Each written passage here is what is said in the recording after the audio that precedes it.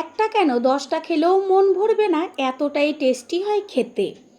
তাল দিয়ে যে এত দারুণ একটা রেসিপি তৈরি হয় যেটা নাকি খাওয়ার পরই বুঝতে পারবেন। যেমন লোভনীয় দেখতে, দেখা মাত্রই ছোট থেকে বড় সকলেরই জিভের থেকে জল পড়ে যাবে। নমস্কার বন্ধুরা, শ্বশুর বৌমা রান্নাঘর অ্যান্ড ব্লগ চ্যানেলে সকলকে স্বাগত। তাহলে এত টেস্টি টেস্টি রেসিপি কি করে তৈরি করব সেটাই দেখে নেওয়া যাক।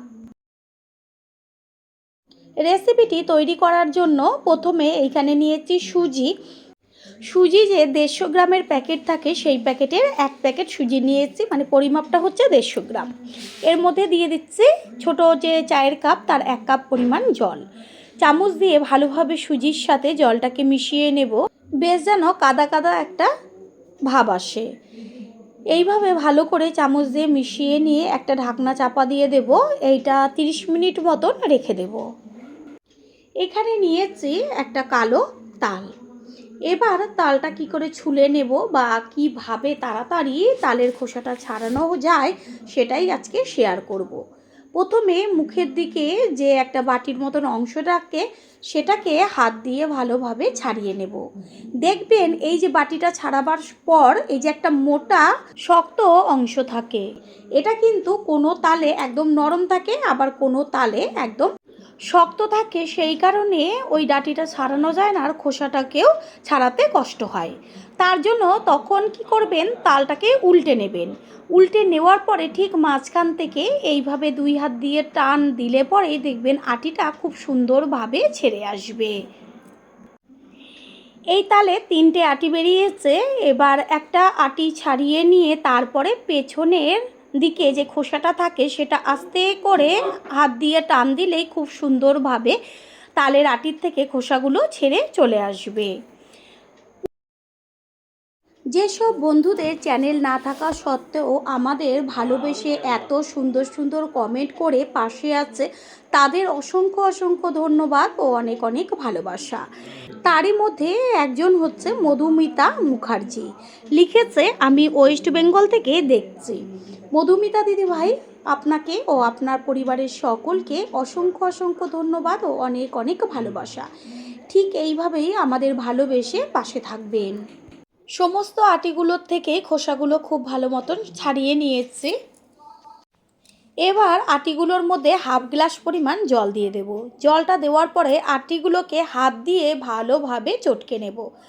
তাতে কি হবে, আটির গায়ে যে তালের কাঠগুলো লেগে থাকে বেশ আঠালো হয়ে, সেটা জল দিয়ে একটু হাত দিয়ে মেখে নিলে কাঠগুলো নরম হয়ে যাবে। আর যখন এটা থেকে মানে আটিগুলোর থেকে কাঠটা বার করব, খুব সুন্দরভাবে তাড়াতাড়ি বেরিয়ে আসবে। আটিগুলো একদম নরম হয়ে গেছে। এবার আমি এইখানে নিয়েছি ফুটো ঝাঁঝরি। যে ঝাঁঝরিগুলো হয় সেই ঝাঁঝরি, আর নিচে একটা গামলা রেখেছি, তার উপরে ঝাঁঝরিটা রেখে আটিগুলো থেকে কাঠ বার করে নেব। আর এই ঝাঁঝরির মধ্যে করে যদি মানে আটিটা ঘষা হয় তাহলে দুটো কাজ একসাথে হয়ে যাবে। যেমন খুব তাড়াতাড়ি তালের থেকে কাঠটা বেরিয়ে আসবে, আর যে এই আটির মধ্যে যে আঁশগুলো থাকে সেটা আর আলাদাভাবে ছেঁকে নিতে হবে না। এই যে ঘষে নেওয়ার জন্যই যে আঁশগুলো সেইগুলো আলাদা হয়ে যায়, আর কোনো রকম বেছে নেওয়ার বা চেলে নেওয়ার দরকার নেই। কত সুন্দরভাবে কাঠগুলো বেরোচ্ছে। সব সময়ের জন্য আমি এই ঝাঁঝরির মধ্যেই তালের কাঠটা বার করে নিই। এত তাড়াতাড়ি হয়, দেখবেন একদিনের জন্য হলেও ট্রাই করবেন। এইভাবেই আটিগুলোর থেকে কাঠ বার করে নিয়ে ফিরে আসছি। সমস্ত কাঠগুলো বের করে নেওয়া হয়ে গেল, আর যে দেখা যাচ্ছে যে কত সুন্দর লাগছে। আর এখানে কাঠটা কত ঘন, কোনো রকম আঁশ নেই।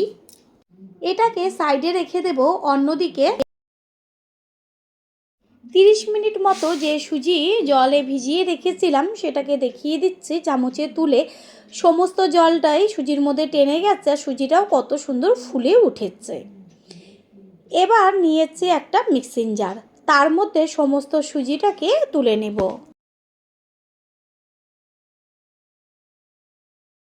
সুজি দেওয়ার পরে দিয়ে দিচ্ছি পরিমাণ মতন চিনি। যেহেতু তাল মিষ্টি সেই কারণে চিনির পরিমাণটা অল্প দিতে হবে। এবার দিয়ে দেব অল্প পরিমাণ দুধ। শুধুমাত্র যে সুজি তো জলে ভিজানো ছিল একদম মাখা মাখা, সেই কারণে দিয়েছি, তাতে তাড়াতাড়ি এটা পেস্ট হয়ে যাবে। সুজি আর চিনি একসাথে পেস্ট করে নিয়েছি। এবার একটা বড় মিক্সিং জারের মধ্যে সমস্তটা ঢেলে দেব। সুজি আর চিনি মিশ্রণের মধ্যে দিয়ে দেব তালটা যে গুলে নিয়েছিলাম সেই তাল। এইখানে আমি 4 হাতা পরিমাণ তাল দিয়েছি। যেহেতু তাল দিয়েই রেসিপিটা তৈরি করব, সেই কারণে তালের পরিমাণটা একটু বেশি দিতে হবে। ওই হাতাটা দিয়েই ভালো করে মিশিয়ে নেব। তারপরে হাতাটাকে তুলে নিয়ে ওর মধ্যে দিয়ে দেব ময়দা। যতটুকু সুজি ব্যবহার করবেন তার থেকে হাফ পরিমাণ ময়দা ব্যবহার করতে হবে। হাতাটা দিয়েই ভালো করে ব্যাটারটাকে মিশিয়ে নেব। ভালোভাবে ব্যাটারটা মিশিয়ে নিয়েছি, কালারটা কত সুন্দর এসছে। এরপরেই দিয়ে দেব দুধ। ব্যাটারটা একদম যে পাতলা হবে সেরকমও না, আবার একদম যে মাখা মাখা মানে ঘন হবে ঠিক সেই রকমও না। আমি সম্পূর্ণ ব্যাটারটা তৈরি করে নিয়ে পরে হাতায় করে দেখিয়ে দেব যে কতটা ঘন বা কতটা পাতলা রাখতে হবে। হাতাটাকে তুলে নিয়ে একটা হ্যান্ড উইন্সের সাহায্যে ভালোভাবে ব্যাটারটাকে এপাশ ওপাশ করে ঘুরিয়ে ঘুরিয়ে একটু সময় নিয়ে তৈরি করে নিতে হবে। যত ভালোভাবে ব্যাটারটা তৈরি করা হবে ততই টিফিনটা খুব সুন্দর তৈরি হবে। পুরনো বন্ধুদের সবসময় আমাদের পাশে এইভাবে ভালোবেসে থেকে এগিয়ে নিয়ে যাবার জন্য অনেক অনেক ভালোবাসা।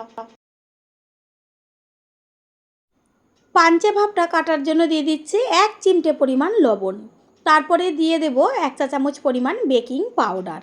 এবার লবণ আর বেকিং পাউডারটাও ভালোভাবে মিশিয়ে নেব। আর যখন টিফিনটা তৈরি করবেন তখনই কিন্তু এই বেকিং পাউডারটা মেশাতে হবে। প্রথমবার যারা আমাদের চ্যানেল ভিজিট করছেন তাদের আন্তরিক শুভেচ্ছা ও অনেক অনেক ভালোবাসা।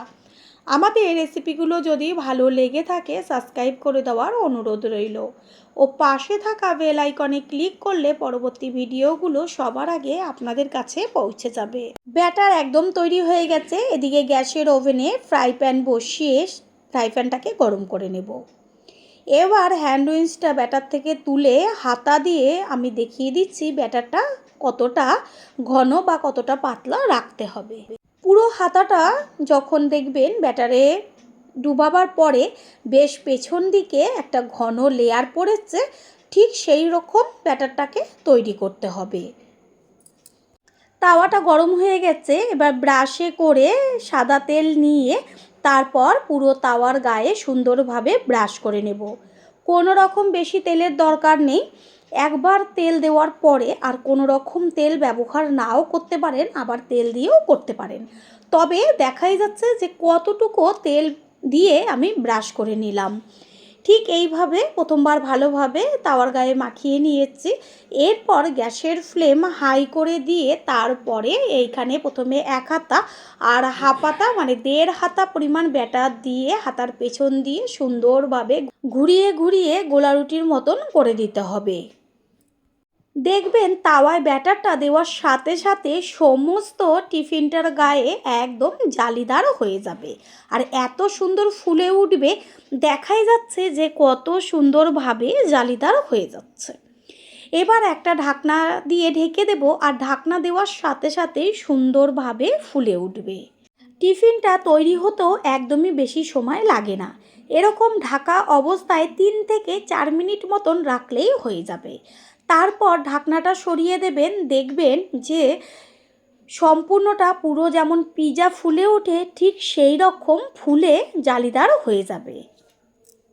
নিচের পিঠটা খুব সুন্দরভাবে হয়ে গেছে। এবার খুন্তি দিয়ে আস্তে করে তুলে দিলেই খুব সুন্দরভাবে উঠে আসবে। এবার উল্টে দেব ওপরের পিঠটা কিছুক্ষণ হবার জন্য। ওপরের পিঠটা 2 থেকে 3 মিনিট মতন হলেই হয়ে যাবে। 2 পিঠই খুব সুন্দরভাবে ভেজে নেওয়া হয়ে গেছে। আর এই যে পেছনের পিঠটা যখন উল্টে দেবেন ওপরের পিঠটা হবার জন্য, দেখবেন কত সুন্দরভাবে ফুলে উঠবে। এটা সম্পূর্ণটা হয়ে গেছে। এবার এপিঠ ওপিঠ করে নিয়ে তুলে একটা প্লেটে রেখে দেব। আর একটা তৈরি করে দেখিয়ে দেব। আমি আর কোনো রকম তেল ব্রাশ করিনি। আপনারা চাইলে অবশ্যই তেল ব্রাশ করে নিতে পারেন। ওই একবার তেল দিয়েছি, তাতেই 2-3টে টিফিন আমি তৈরি করে নেব।